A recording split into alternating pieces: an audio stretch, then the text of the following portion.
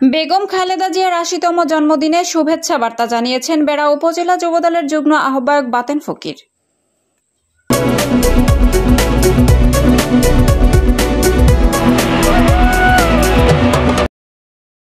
আসসালামু আলাইকুম।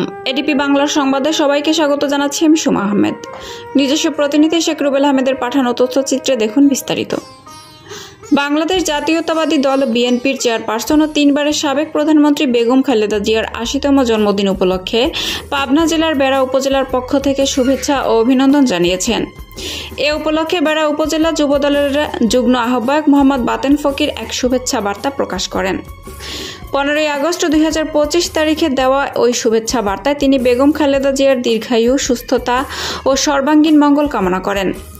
বার্তায় তিনি উল্লেখ করেন, মা মাটি ও মানুষের নেত্রী বেগম খালেদা জিয়ার বাংলাদেশের গণতন্ত্র প্রতিষ্ঠা, মানুষের ভোটাধিকার ও আইনের শাসন নিশ্চিত করতে আজীবন সংগ্রাম করে গেছেন।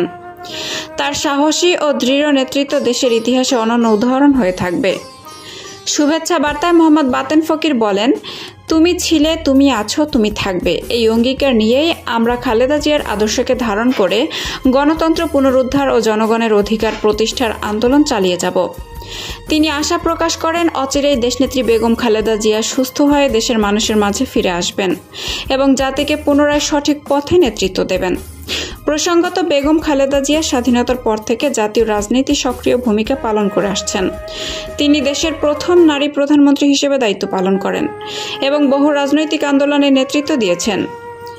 বিএনপি নেতাকর্মীদের কাছে তিনি শুধু একজন রাজনৈতিক নেতা নন, বরং গণতন্ত্রের প্রতীক হিসেবেও পরিচিত।